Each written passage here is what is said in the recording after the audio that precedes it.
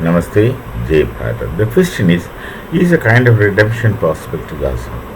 I mean, Gaza as a place, minus the terrorists and the indisciplined elements in Gaza.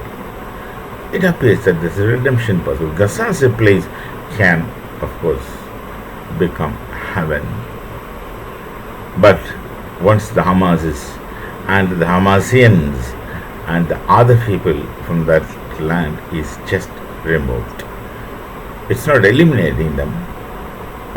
There are agencies and people who are trying to send them and rehabilitate them in some other places. Now the question suddenly came that who would take them as refugees?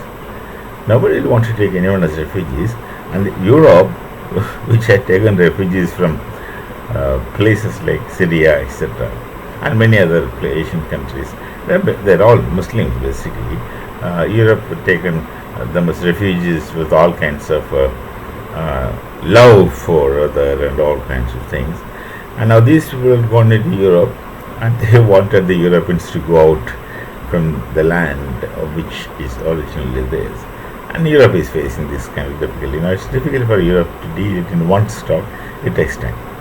It takes time for them to get themselves cleared of these people, and that would take more time for them to go back to the original state of progress, discipline and control, which doesn't exist because these refugees go into lawlessness in all kinds of manner and disrespect, and they don't care for what happens to others.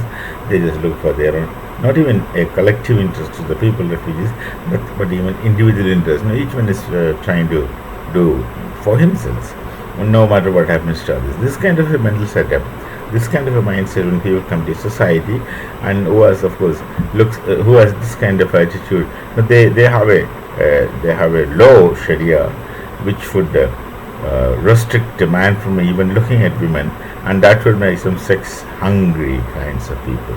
So all kinds of things as the after effect of such thought system, such grooming, and such whatever kinds of things.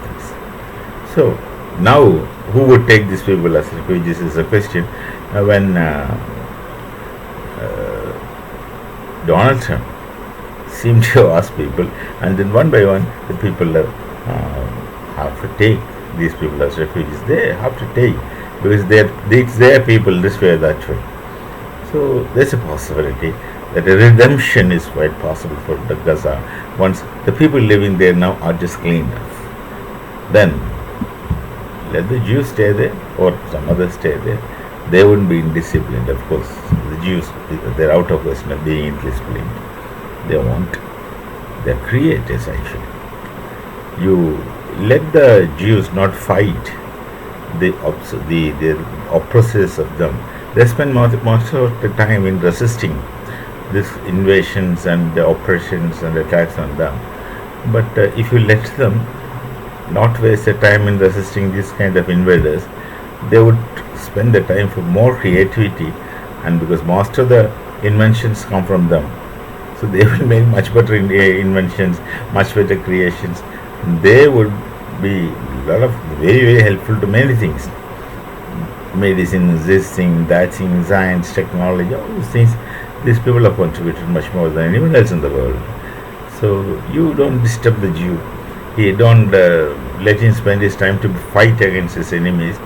Let them sit and work steady and create some new things for the entire mankind, which is their heart.